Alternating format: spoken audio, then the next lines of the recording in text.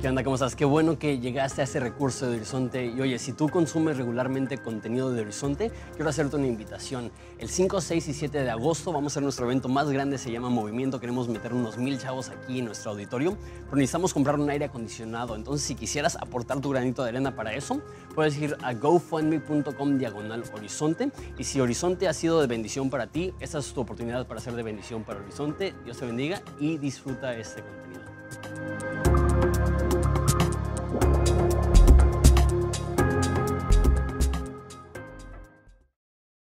Muy bien, acompáñame en oración, ¿va? Padre, te doy gracias por ese libro de Romanos, te doy gracias por el concepto del Evangelio, que como ya lo hemos considerado, es algo que se habla mucho dentro de la iglesia, pero a veces entre tanta repetición se convierte en algo redundante que jamás lo debería de ser. Jamás debemos de superar la emoción de conocer que tenemos un Dios que nos ama, un Dios que nos posee, un Dios que nos atesora.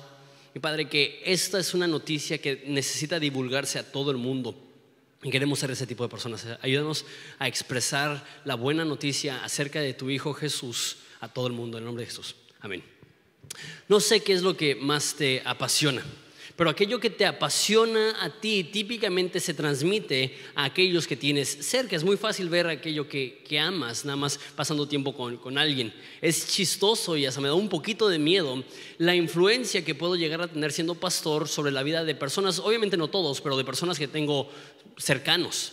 De hecho, hace 6, 7 años empecé con el rollo de las artes marciales mixtas y la UFC. Es algo que me encanta, que lo he seguido muy de cerca por muchos años. Y es chistoso ver cómo mi círculo de amistades cercanas, a todos les gusta la UFC y hasta varios llegamos a entrenar unos cuantos meses. No que llegamos a ser buenos ni nada, pero nos metimos a entrenar artes marciales, por si algún día se necesitan en el ministerio, no sé. Pero bueno, y es chistoso ver cómo puedes tener influencia sobre las demás personas cuando estás apasionado por algo. Hace poco empecé a ir a un gym y sé que no parece todavía, pero créeme que tengo 3, 4 meses yendo al gym y es padre, de hecho muy padre, porque más o menos la mitad del staff de Horizonte ahora está yendo a ese gym y todos estamos haciendo ejercicio juntos y todos estamos cuidando nuestra alimentación y es padre ver cómo la pasión de una persona por algo puede ayudar a hacer una influencia positiva en la vida de otras personas. Un último ejemplo,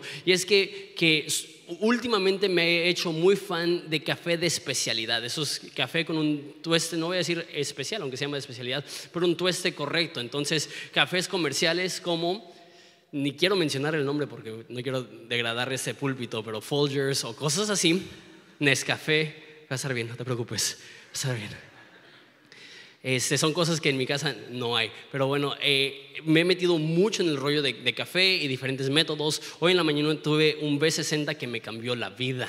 Pero bueno, le he entrado un chorro al café y es chistoso ver cómo la mayoría del staff ahora le está entrando también duro al café. Y digo, qué padre, puedo tener un poco de influencia. Pero obviamente esas cosas son tontas y secundarias, pero lo que veo es que aquello que te apasiona va a influenciar a las personas que están alrededor tuyo. Y mucha gente tiene pasión por cosas que en el caso, como la UFC, como café o como hacer ejercicio, está padre, pero no es lo más importante. Y muchas personas tienen tanta pasión por ejemplo, un equipo de fútbol. ¿Cuántos aquí son muy fans de un equipo de fútbol? Levanten la mano. A lo mejor te gustan la América, te gustan las Chivas, te gustan los Cholos, no sé. En Ensenada he visto que no somos tan futboleros como el resto de la República. Vas al resto de la República y es su religión. O sea, entras a la casa de alguien que le va al Cruz Azul y hasta su bebé está vestido como futbolista del Cruz Azul y hasta los calzones y los calcetines, y tú dices, esta obsesión necesita parar. Pero bueno, en Ensenada no somos tan así. Pero hay personas que aman algo y les apasiona algo, aunque no seas muy fan del fútbol. Yo no soy tan fan del fútbol, pero cuando es el mundial, ¿cómo nos ponemos? Cuando jugó México contra Brasil y Memo Ochoa se aventó la actuación de su vida, tapando todos los goles de Neymar, y así estábamos gritando, histéricos, emocionados. ¿Por qué? Porque el México que amamos estaba siendo victorioso. ¿Sabes qué? A mí se me hace incongruente que tantos de nosotros seamos tan apasionados para algunas cosas, pero al momento de llegar a la iglesia sentimos que es un poco raro mostrar demasiada efusión o demasiada pasión y decimos, no, la verdad es que mejor reservamos nuestra pasión para cosas importantes como un juego de fútbol. No debería de ser así. Lo que más nos debe de emocionar, lo que más efusión debe de tener en nuestras vidas y en nuestra forma de ser, es el hecho que el Dios que creó el universo es el Dios que nos ama, nos perdona, nos da una nueva vida y podemos ser absolutamente transformados por su amor. Esto es lo que debe de emocionarnos. Y algunos inician con mucha emoción. Hay muchas personas que sus primeros meses o años de cristianos, nadie los puede callar de lo felices que están de conocer a Jesús, pero después con el tiempo va disminuyendo y disminuyendo y disminuyendo y de repente pasas de ser una persona súper prendida en las cosas de Dios a ser una persona mediocre en las cosas de Dios, a ser una persona apartada de las cosas de Dios. Pero la vida de Pablo no es así.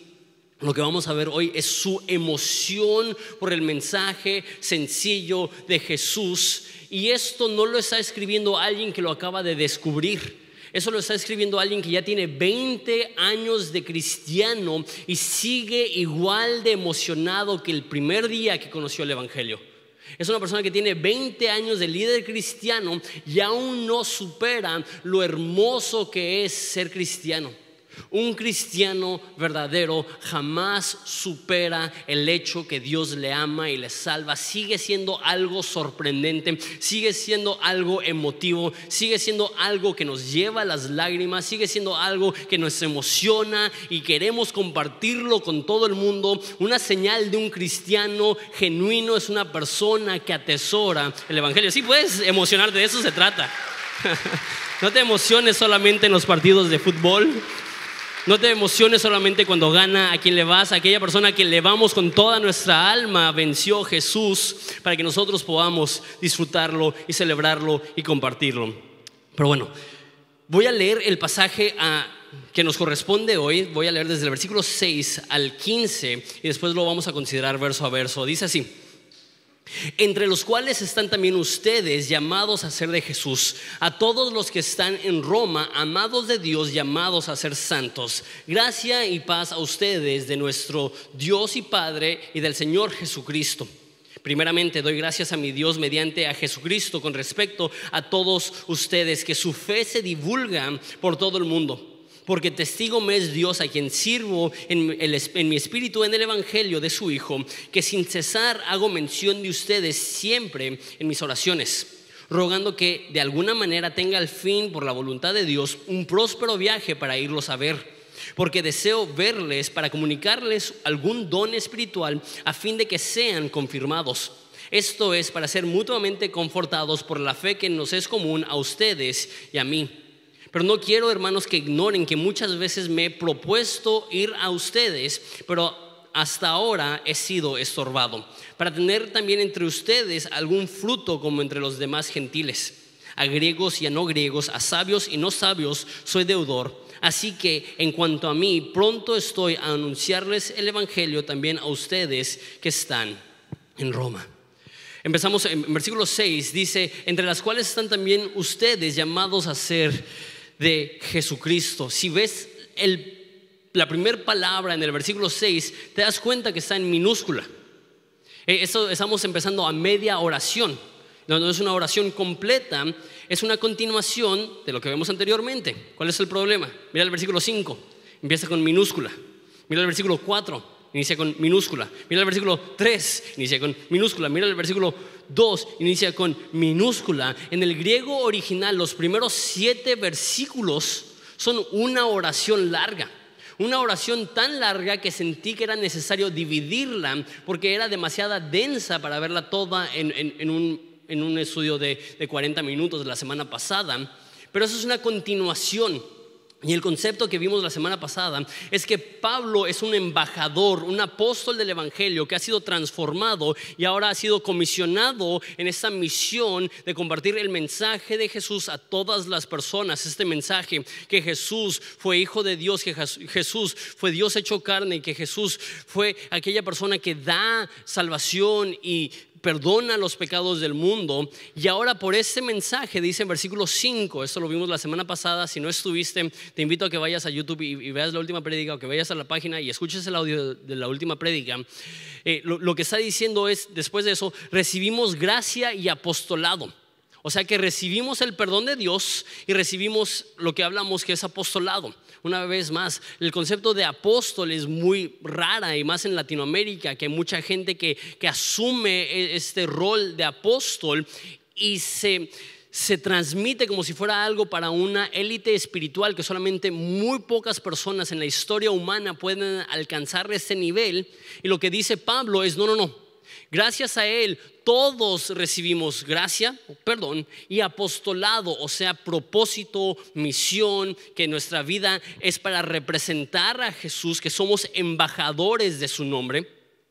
Y continúa con ese concepto en versículo 6, dice, entre los cuales también están ustedes. ¿De qué está hablando? Está diciendo, ustedes han recibido gracia y apostolado. Está reiterando ese concepto de apostolado. No es solamente para algunos líderes cristianos, para un grupo selecto, exclusivo, chico, que se llaman el apóstol tal y tal. No es lo que está diciendo.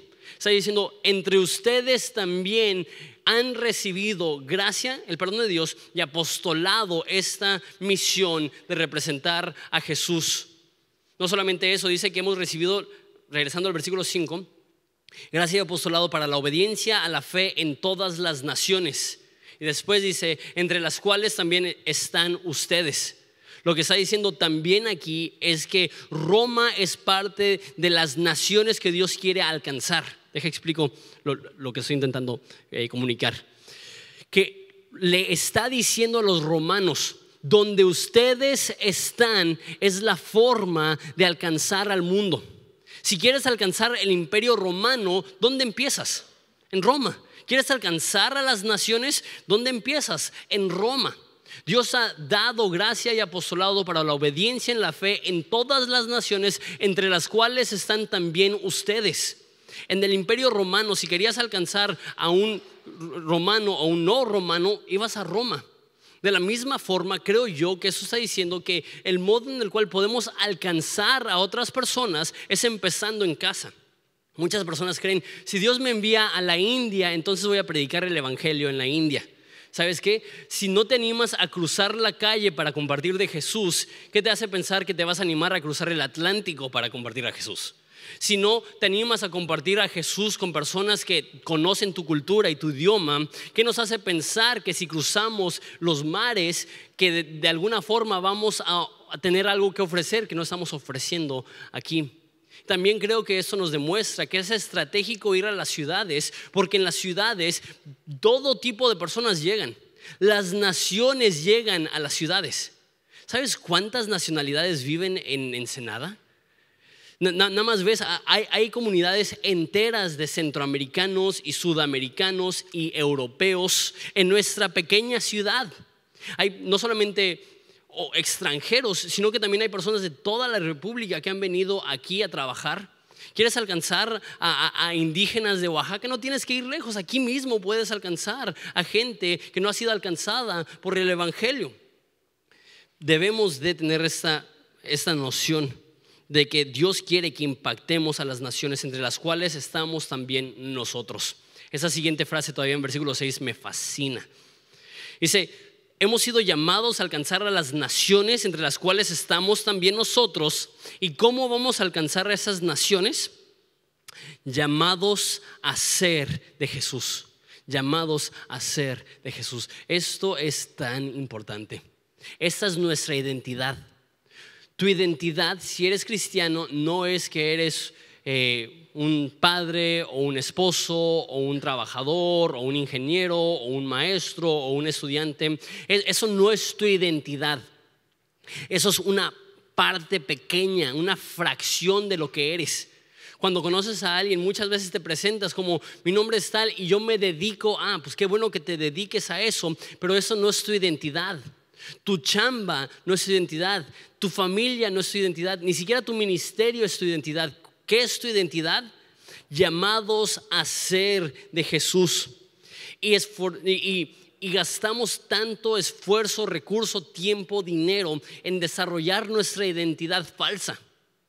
A lo mejor no tantos cuando estoy hablando meramente a un grupo cristiano, pero el mundo se está acabando literalmente intentando ser exitosos, intentando ser famosos, intentando ser reconocidos. Y aún muchas veces dentro de la iglesia gastamos tanto de nuestro tiempo en nuestra falsa identidad de que si solamente soy exitoso, entonces he logrado algo importante. Qué bueno que te esfuerces y que estudies y que trabajes duro, pero eso no es quién eres. No eres tu éxito, no eres tu fracaso, no eres tu familia, no eres tu chamba, no eres tu vocación. Tu llamado más grande en la vida es ser de Jesús, pertenecerle a Jesús. No hay nada más importante. Dice en Apocalipsis que Jesús escribirá su nombre sobre nosotros.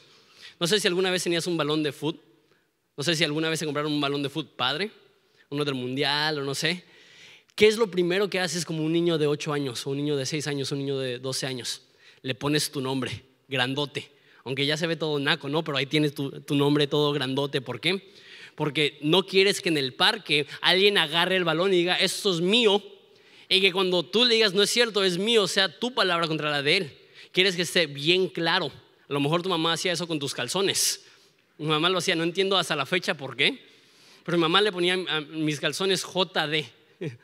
Y siempre que iba a un campamento o algo así de niño, mínimo no perdía los calzones. A lo mejor ya estaba harta de comprar calzones, pero el caso es que tú marcas lo que es tuyo. JD, Jonathan Domingo, tu balón, Jonathan. Por si alguien pregunta, saben de quién es. Dios un día va a poner su nombre sobre nosotros diciendo, esto es mío, Él es mío. No hay nada más importante que pertenecerle a Jesús. Esto es lo que llena nuestras vidas. Esto es lo que cumple con nuestro llamado. Había un teólogo en el tercer siglo llamado Agustín, y él era promiscuo. Él iba de relación a relación a relación a relación, con mujer, buscando ser llamado. Y a lo mejor eso describe tu vida, simplemente brincando de relación en relación, en relación, en relación, intentando sentirte pleno, intentarte sentir lleno, y te das cuenta, no me está llenando. Y esa fue la conclusión a la que llegó Agustín: nada me llena.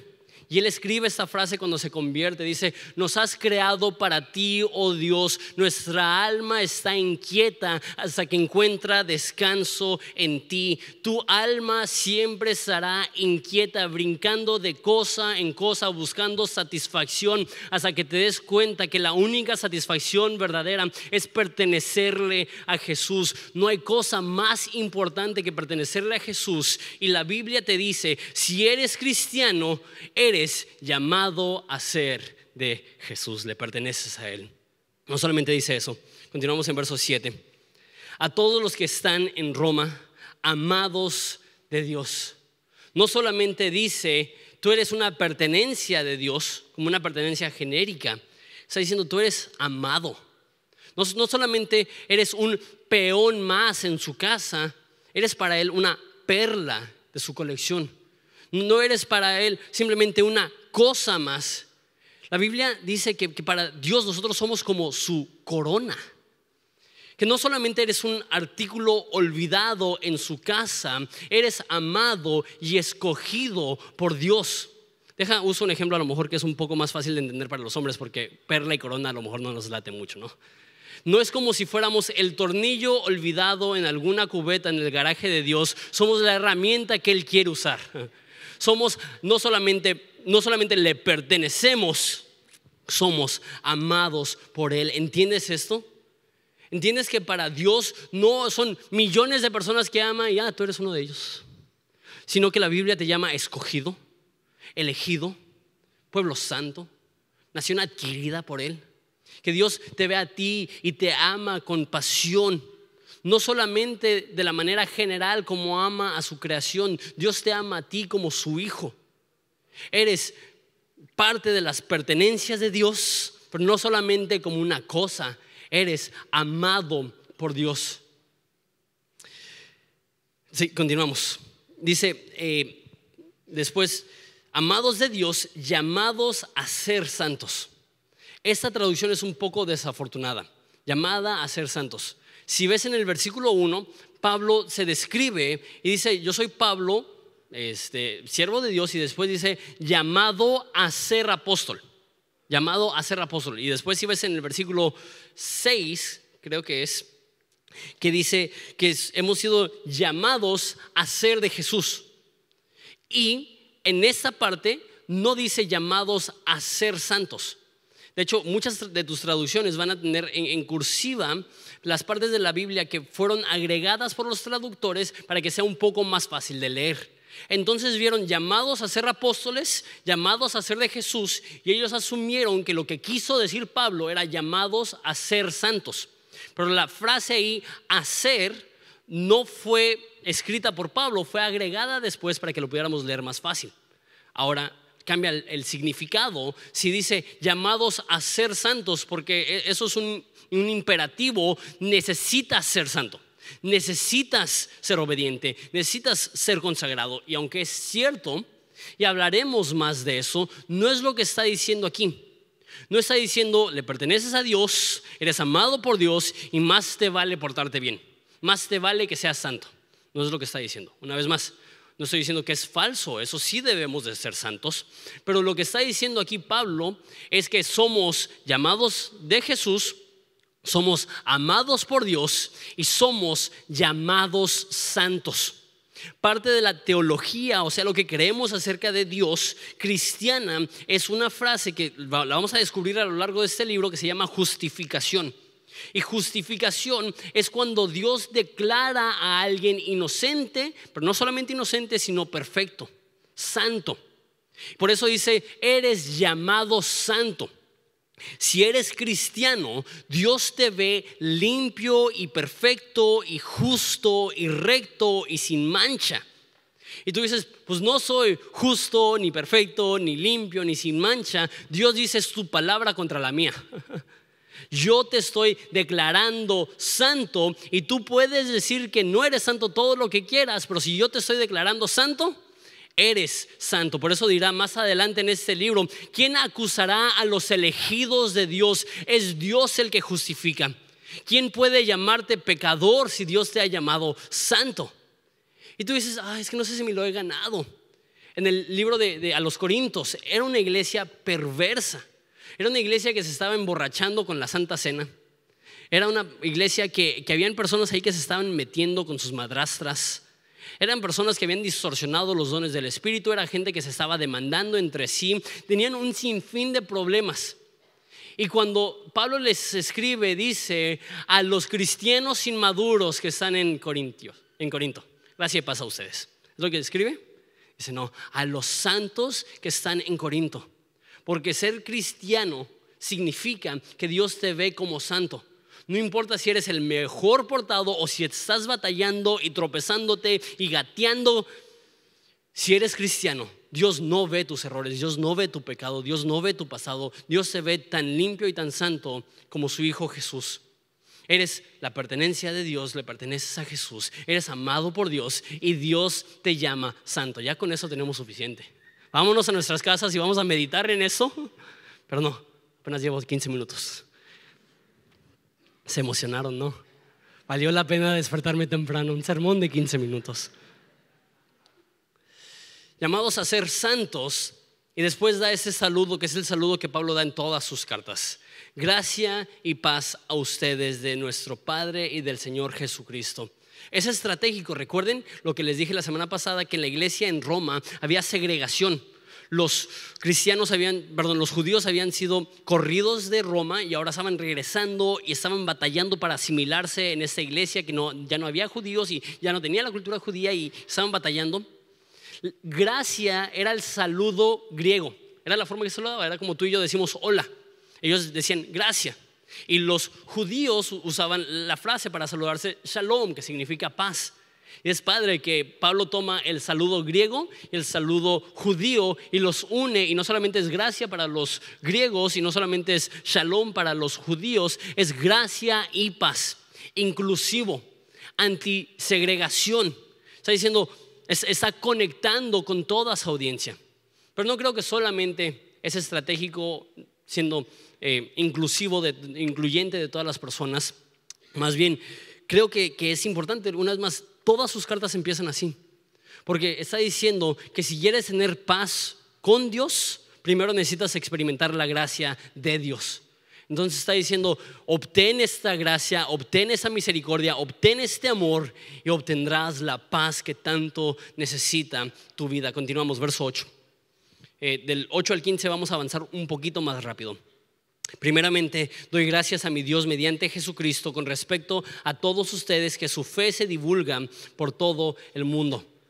Lo primero que dice, ya terminó el saludo, ya terminó la introducción y ahora está entrando al cuerpo del mensaje. Y lo primero que dice es, estoy súper feliz y emocionado y agradecido con Dios. ¿Por qué? Porque la fe de esta iglesia se divulga por el mundo entero. La mayoría de iglesias en ese entonces eran iglesias chicas. Piensa en una iglesia de 50, 100, 200 personas máximo. Eran iglesias chicas. Y acuérdate, eso es antes de la comunicación masiva. No es que Pablo está en Facebook y de repente se topa, mira, una iglesia en Roma, qué padre, like. No fue así. Pablo, viviendo a cientos de kilómetros de distancia, ya había escuchado de la fe de esta iglesia. Que esta iglesia era tan extraordinaria, tan increíble, que tenían un renombre a nivel internacional, aún siendo chicos, una iglesia chica, por su fe en Jesús. Eso me encanta. Muchas iglesias son anti-ambición, que dicen que querer tener un impacto más allá de tu propia iglesia es ambición y es malo. Pero lo que yo veo en la Biblia es que la ambición egoísta es mala. Pero el cristiano debe de tener una ambición, como Pablo, que viajó alrededor del mundo sin límites, brincando cada oposición y cada obstáculo, porque él tenía una determinación. Me encanta, llegaremos a eso, versículo 15, pero mira su determinación. Así que en cuanto a mí, pronto estoy por anunciarles el evangelio también a los que están en Roma. No puedes decir que Pablo no era ambicioso. Y él, en su ambición, agradece a Dios que hay una iglesia que está teniendo un impacto global. Qué padre. Una vez más, muchas iglesias se conforman con solamente tener un impacto en sus cuatro paredes. Que las personas que son cristianas ahí estén bien atendidas y bien amadas. Y qué bueno, eso es importantísimo. No debemos de menospreciar las ovejas que Dios nos ha dado en ese redil, intentando ayudar a otras iglesias. Eso sería malo. Sin embargo, no es suficiente tener una preocupación interna exclusivamente. También tenemos que tener una preocupación por las demás personas. La forma que lo dice Jesús es que no prendes una luz y lo pones debajo de una canasta. Jesús llama a la iglesia una ciudad en una colina que está llena de luz, llamada a ser inspiración para otras iglesias. Déjalo digo de esta forma: la iglesia local debe tener un enfoque mayor que la iglesia local. La iglesia local debe de buscar ser de bendición e influencia a más iglesias, no solamente la propia, no solamente donde estamos. Su fe se ha divulgado por todo el mundo y Pablo está feliz. Lo primero que escribe es que estoy agradecido, le doy gracias a Dios que su fe se divulga por todo el mundo. Versículo 9. Porque testigo me es Dios, a quien sirvo en mi espíritu en el evangelio de su Hijo, que sin cesar hago mención de ustedes siempre en sus oraciones. No sé cuánto oras tú. Yo odio mensajes de oración porque siempre siento que no oro suficiente. Y es bien difícil. Veo cosas como orar sin cesar. Y pienso, no oro sin cesar. Pablo es una persona que oraba mucho. Y yo creo que una de las claves de la oración es una de las razones por las cuales tú y yo batallamos tanto para orar. Cuando oramos, muchas veces el enfoque de nuestra oración está solamente en nuestras necesidades. La mayoría de nuestras oraciones van algo así: Dios, ayúdame en este día. Dios, te pido por mis hijos. Dios, te doy gracias por la comida. Dios, ayúdanos en este viaje, que todo salga bien. Y eso resume la mayoría de nuestras oraciones. Pablo oraba mucho porque Pablo tenía mucho por qué orar, porque Pablo rara vez oraba por sus necesidades. Pablo pasaba su tiempo orando por las demás iglesias. Esa no es la única iglesia que dice que oro por ustedes sin cesar, que todo el tiempo estoy orando por ti. Si batallas en tu vida de oración, empieza a agregarles peticiones para personas que no eres tú, que no es tu familia, que no son las personas que tienes más cerca a ti. Porque eso lo hacemos de todos modos. ¿Qué papá aquí, aunque no seas cristiano, oras por tus hijos? Aunque no seas cristiano, le pides a Dios por tu salud y tu bienestar. Pero una persona que realmente es de oración ve el valor en hacer mención de las demás personas en su oración. Pablo no se enfocaba solamente en su entorno, se enfocaba en las necesidades ajenas. ¿Y qué es lo que está pidiendo? Versículo 10, rogando que de alguna manera tenga al fin, por la voluntad de Dios, un próspero viaje para ir a ustedes. El deseo de Pablo es poder ir a Roma. Y de hecho, él está tan ansioso por ir a Roma que lo menciona 4 veces en 6 versículos. Dice en versículo 10 que quiere tener un próspero viaje. Dice en versículo 11 que quiere verlos. Dice en versículo 13 que se ha propuesto a ir. Y dice en versículo 15 que pronto estoy a anunciarles. Entonces en 6 versículos 4 veces dice: quiero ir, estoy ansioso por ir, quiero ir. Dice: ok, Pablo, te entendemos, ¿no? Pero la razón que él es tan repetitivo es que él está expresando esta emoción que tiene por compartir el evangelio. Mira lo que dice en versículo 11: porque deseo verles para comunicarles algún don espiritual a fin de que sean confirmados. Si tienes tiempo en la iglesia, ese versículo probablemente lo interpretas de esta forma. Hay cosas que se llaman los dones del Espíritu. Si no eres cristiano o tienes poco tiempo de cristiano, a lo mejor ni siquiera sabes de lo que estoy hablando. Vamos a hablar un poco más adelante en la serie de esto. Pero el Espíritu Santo, la tercera persona de la Trinidad, da dones y talentos sobrenaturales a personas para poder cumplir con su llamado. Da dones de enseñanza, da dones de profecía, da dones de lenguas, da dones de sanidad. Creemos en todo eso. Y personas asumen que aquí está hablando de un don de esos, que Pablo quiere ir para impartir el don de profecía o el don de enseñanza o el don de lenguas. ¿Cuál es el problema con esa postura? No menciona nada de eso. ¿Qué es lo que sí menciona? Quiero comunicarles algún don espiritual. Versículo 12, esto es, explica lo que quiere decir.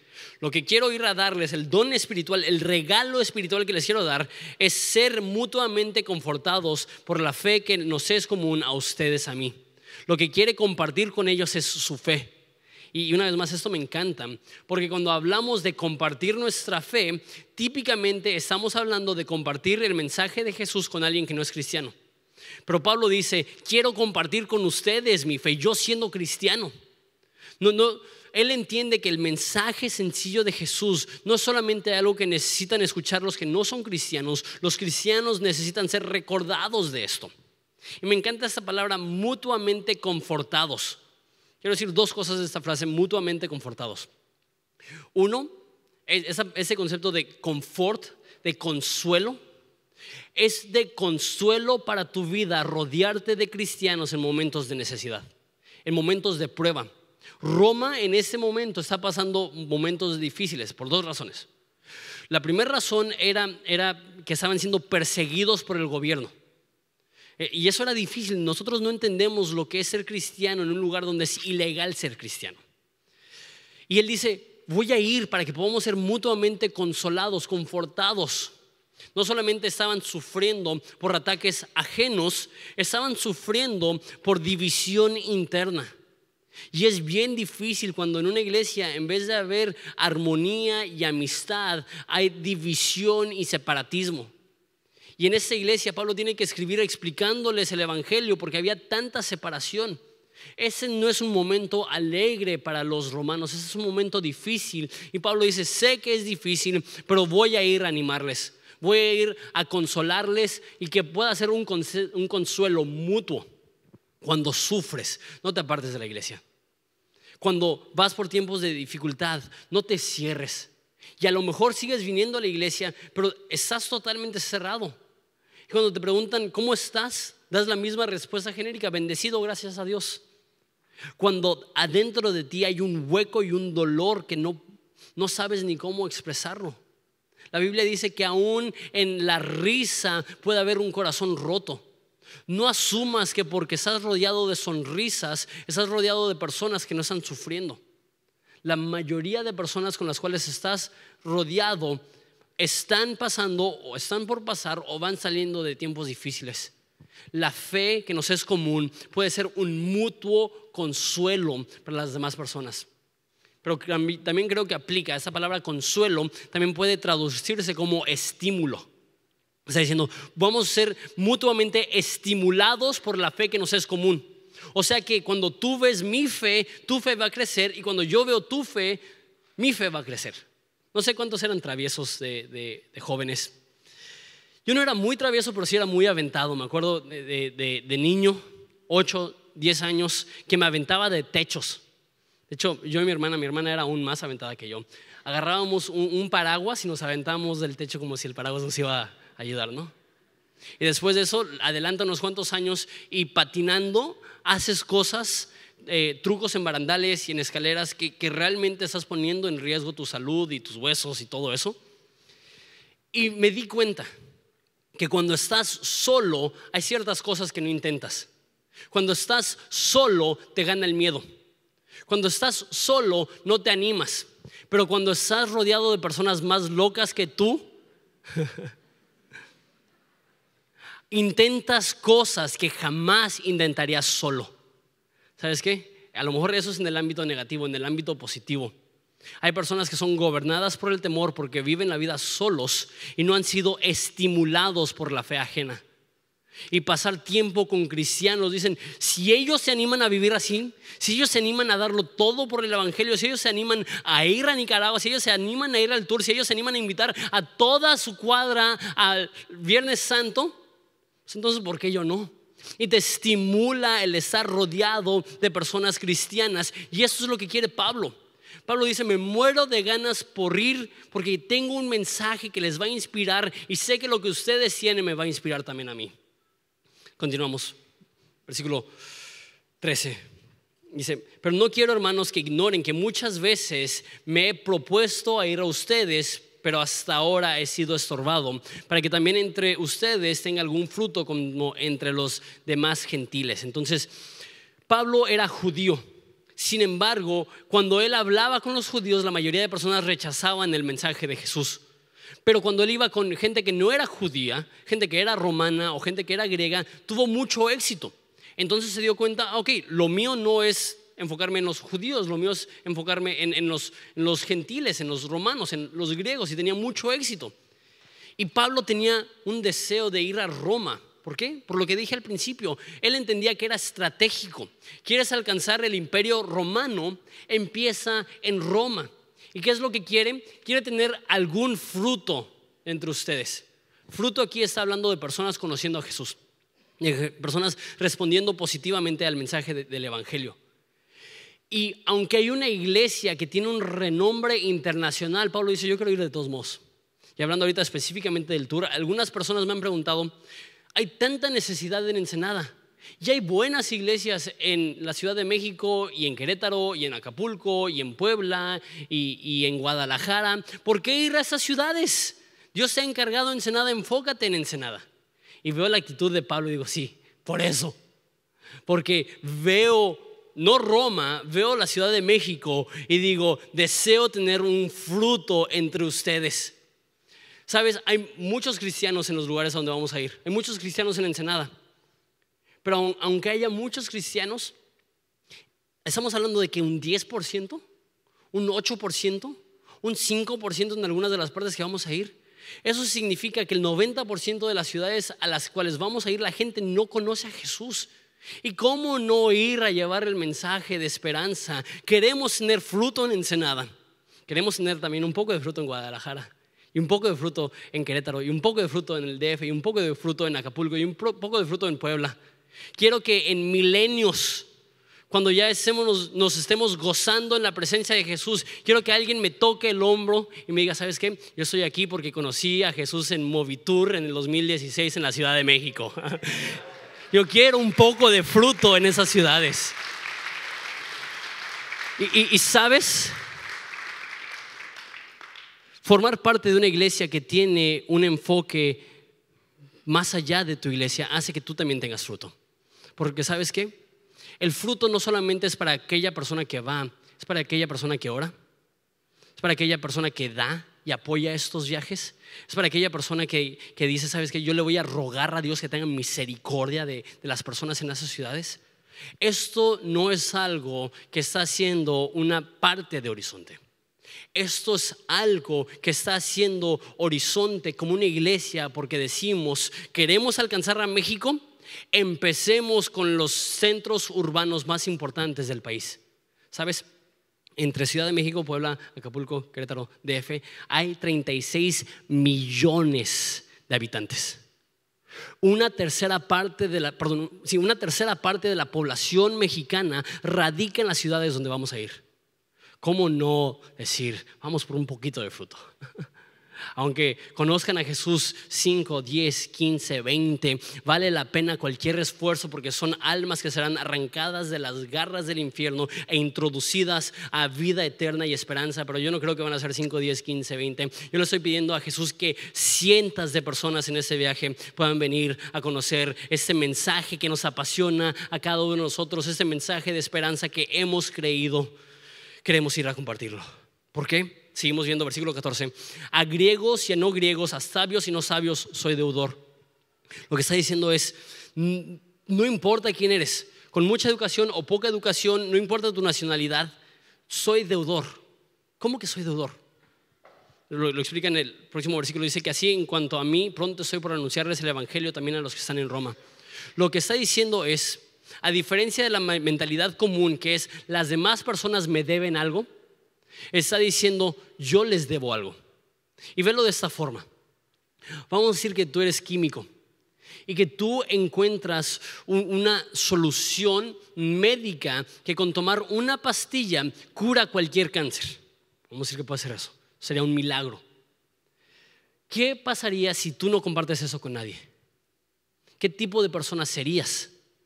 Tú le debes eso a la humanidad porque la necesidad es tan urgente que si tú tienes un remedio a un problema tan profundo, tú le debes al mundo compartir ese remedio. Sabes que nosotros tenemos algo que es más grande que la cura del cáncer. Tenemos la cura del problema que se llama pecado, que tiene atado a esta nación, y somos deudores. No lo hacemos por hobby, no lo hacemos por ocio, no lo hacemos porque no tenemos nada que hacer. Lo hacemos porque hay un deber y una obligación. Nos sentimos endeudados con las personas que nos rodean porque entendemos que nosotros poseemos lo que ellos más necesitan, y con el simple hecho de abrir nuestra boca en esperanza podemos ver a personas que no conocían a Jesús, que estaban lejos de Jesús, encontrar vida eterna y salvación. ¿Cómo no compartirlo? Somos deudores. No compartimos el evangelio simplemente porque nos gusta, aunque nos gusta. Compartimos el evangelio por el deber de tener la solución al problema del mundo. Tenemos que compartirlo. Pronto estoy a anunciar el evangelio también a ustedes que están en Roma. Espero que presientan, que vean, que sientan, sí, la emoción, la efusión que tiene Pablo. Voy a ir, quiero predicar, estoy emocionado, quiero ser mutuamente confortado por esta fe que tenemos los dos.